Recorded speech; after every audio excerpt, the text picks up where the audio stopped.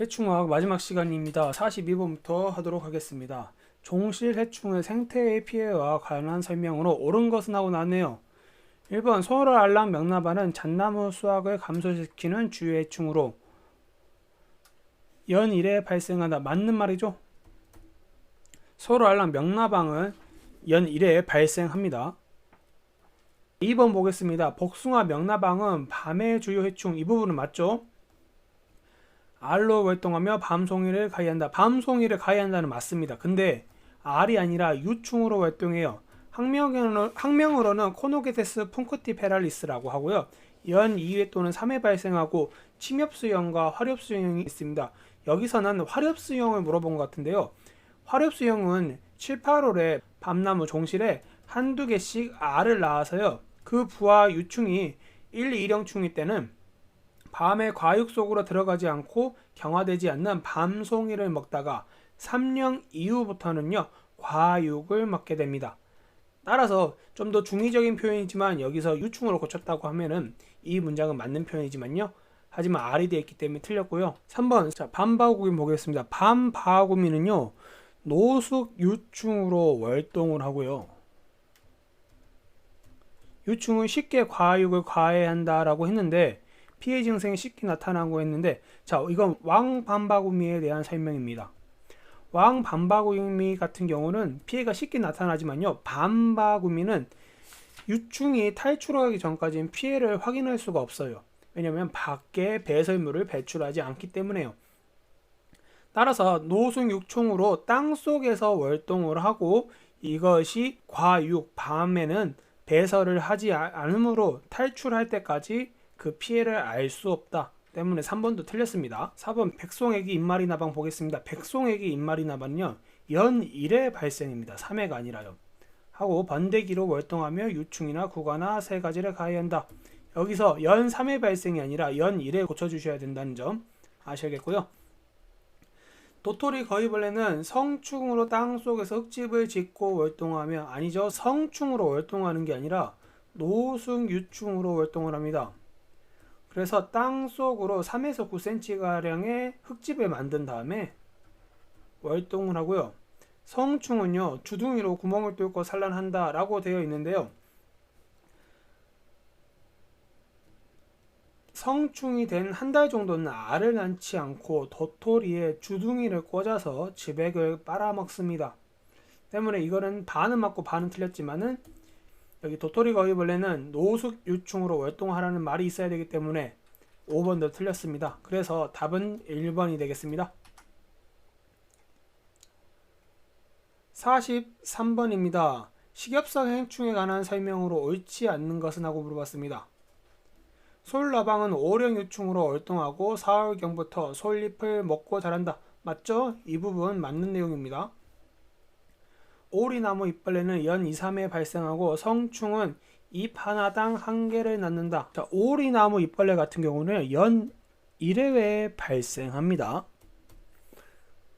성충으로 토양 속에서 활동을 하고요. 한 마리당 잎 뒷면에요. 한 개의 알이 아니라 50에서 60개의 알을 낳고요. 총 300개의 알을 낳습니다. 그렇기 때문에 2번이 틀렸어요. 나머지 볼게요. 버들 잎번에는 연 1회 발생하며 성충으로 활동하고 잎 뒷면에 알덩어리를 낳는다. 자 이거 맞는 말이죠? 연 1회 중요합니다. 회양몸 명나방은 2, 3회 발생하고 유충이 씨를 분비하여 잎을 먹고 섭식을 한다. 맞는 말이죠? 주둥무늬 차생무늬는 연 1회 발생하며 주로 성충으로 활동하고 참나무 등의 잎을 갉아 먹는다.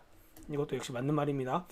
근데 주둥무늬 차세풍뎅이 같은 경우는요 성충뿐만 아니라 대부분의 화렵수를 가해해요. 연 1회 발생하는 거 맞고 성충으로 활동합니다. 그리고 유충 같은 경우는 땅속에서 잔디를 피는 경향이 있고요. 이것도 알아가시면 좋겠습니다. 답은 2번입니다. 444번 천적의 특성으로 관한 설명으로 옳지 않는 것은 저도 역시 이 문제를 틀렸습니다. 애꽃 노린재는 총체벌레를 포식하는 천적이다. 맞는 말이죠. 특히 이거는 비닐하우스에서 화해류에서 많이 사용을 합니다. 기생성 천적은 알을 기주 몸체 내부 또는 외부에 넣는다. 이거 맞는 말이죠. 칠성 풀잠자리는 유충과 성충이 진딧물의 포식성 천적이다. 자, 이것도 역시 맞는 말입니다. 풀잠자리, 진딧물을 방제하는 생물적 방제 방법으로서 쓰였죠. 기생성 천적은 대체로 기주 특이성이 강하고 기주보다 몸체가 작다. 그렇기 때문에 기생성 천적을 생물적 방제 방법으로 사용이 가능하죠. 자, 근데 1번 보겠습니다. 개미침벌은 솔수염 하늘소의 내부 기생성 천적이 아니라 외부 기생성 천적입니다. 저도 이 부분 틀렸어요. 그렇기 때문에 답은 1번이 되겠고요. 해충의 약재 방제 시기에 관한 설명으로 옳은 것은 솔껍질 깍지벌레는 12월에 등록된 약재를 나무 주사한다. 자, 맞는 말이죠. 외줄면충은 충형 형성 전에 등록 약재를 나무 주사한다. 자, 이것도 맞지만요. 일반적으로 외줄면충을 잡는 데는요, 느티나무의 잎이 난 직후, 즉 벚꽃잎이 떨어지려고 하는 그때쯤에 느티나무 잎이 나오기 시작하거든요.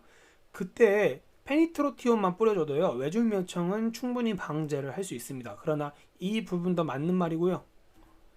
밤나무 혹벌은 성충 발생 최성기에 등록약재를 살포한다. 이 부분도 역시 맞는 말이죠. 밤나무 혹벌은 성충 발생 시기에 약을 뿌립니다. 어떻게요? 항공 방제를 통해서요. 무엇이 있었죠? 디플루벤주론 있었죠? 자, 갈색날개 매미충은 알 월동기에 등록약재를 주사한다. 아니죠. 우리가 갈색날개 매미충은 1, 2년생 가지 또는 초록색 가지에다가 알을 산란을 하는데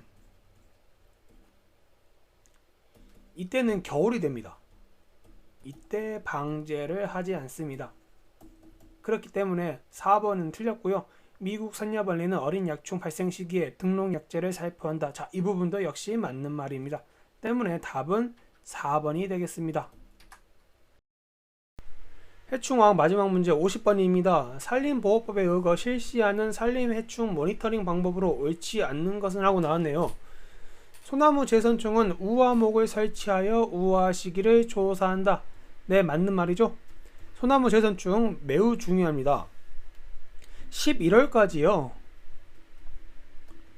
우화목을 조사해서 매년 4월에서 8월까지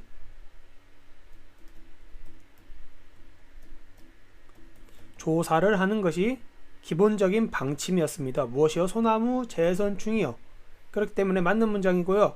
광릉긴 나무조문 유인목에 끈끈이 트랩을 설치하여 유인수를 조사한다. 네, 맞는 말이죠. 이 문장도 역시 나왔던 문장입니다. 참나무 시드름병 매개충에서요, 광릉긴 나무조문 매년 4월 15일까지 조사지에 유인목을 설치하고 끈끈이 롤트랩을 부착한 후 4월에서 8월까지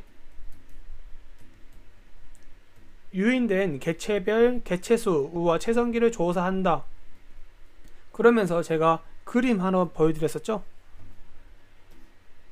경기는 6월, 전북과 전남은 5월과 8월, 경북과 경남은 8월과 5월이 우화 체성기라고 제가 말씀을 드렸습니다. 무엇이요? 광릉긴 나무좀이요.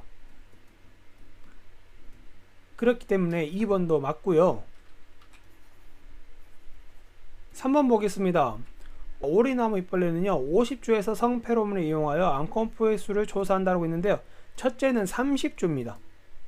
30분씩의 조사목을 선정한 후 각 수간의 상부와 하부로 구분하여서 알 덩어리와 성충 밀도를 매년 조사한다.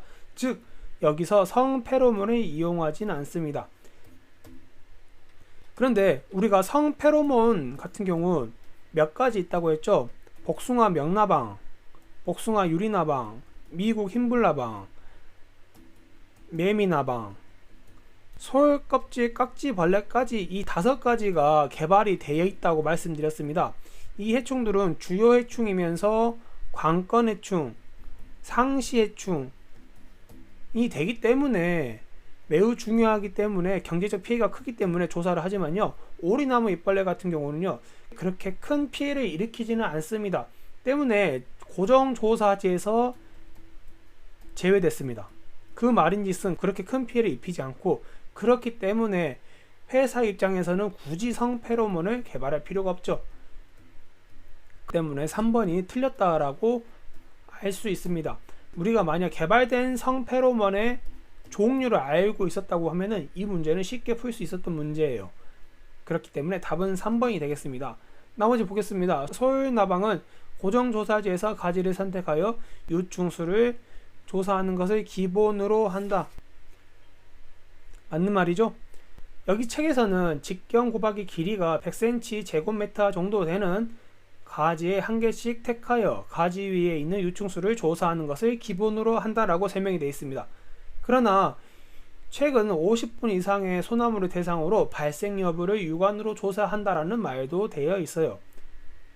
그렇기 때문에 4번은 맞는 문장이라고 할 수 있겠습니다. 5번 보겠습니다. 솔리복판이는 고정조사지에서 우화상을 설치하여 우화 시기를 조사하고 신초에서 중형 형성률을 조사한다. 이것도 역시 맞는 말이죠. 그런데 이 부분 같은 경우는 저도 역시 잘 다루지 않았던 부분입니다.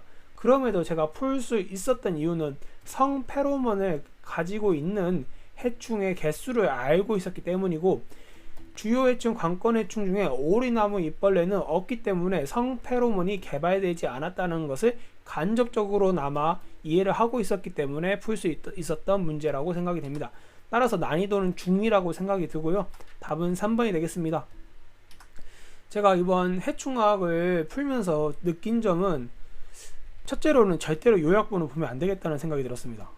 왜냐면은 책 사이사이에 중요하지 않다고 생각하는 부분들이 끼어서 문제가 나온 경우가 굉장히 많았어요. 즉 책을 세세히 읽어보지 않고서는 풀 수 없는 문제가 굉장히 많이 나왔습니다. 하지만 반대로 책을 열심히 보셨다고 하면, 교과서를 열심히 보셨다고 하시면은 생각보다 어렵지만은 않았다, 책을 열심히 다독을 하셨다라고 하면 분명히 어려웠지만은 그래도 풀 수 있는 문제가 나왔다고 저는 생각이 듭니다. 앞으로 시험은 점점 더 어려워질 겁니다. 특히 학명 문제가 나왔죠. 그리고 해충 분류학이라고 해서 제가 실기시험 때 강의를 할 목적으로 남겨둔 해충학 강의가 있는데요, 각각 해충에 대한 생활사를 알아야 되는 문제도 3문제가량 출제가 되었습니다. 그 말인즉슨 199페이지까지 책을 읽어보는 게 아니라 나머지 300페이지까지 책을 보셔야 된다는 말이 돼요. 점점 힘들어질 거라는 생각이 들고요. 난이도가 점점 상승한다는 말은 그만큼 변별력을 높이고 덜 뽑겠다는 소리죠. 왜 덜 뽑을까요? 나무사 시험은 실질적으로 좀 많이 어려운 시험인데 난이도에 비해서 밥벌이가 많지 않다라는 그런 단점이 있어요. 하지만 필요한 시험이기는 합니다. 그렇기 때문에 협회에서는 점차 시험을 어렵게 내서 인원수를 점차 줄여나가는 방향으로 하고 있어요. 현재 680명, 700명 정도가 나무사 면허를 가지고 있는데요, 이 중에서도 지금 장롱 면허가 생기고 있습니다. 만약에 중요한 시험이고 어려운 시험이고 밥벌이를 위한 목적으로서 이 시험이 존치가 돼야 되려고 하면요, 적어도 800명에서 900명 선까지 인원수를 조절하지 않을까라는 게 제 개인적인 생각이에요. 즉 올해 시험 또는 내년 시험까지 해서 나머지 이 900명을 채울 거고요, 난이도는 더 어려워질 거라고 생각이 듭니다. 지금 공부를 많이 하셔서요, 꼭 1차 필기시험 합격하셨으면 좋겠습니다.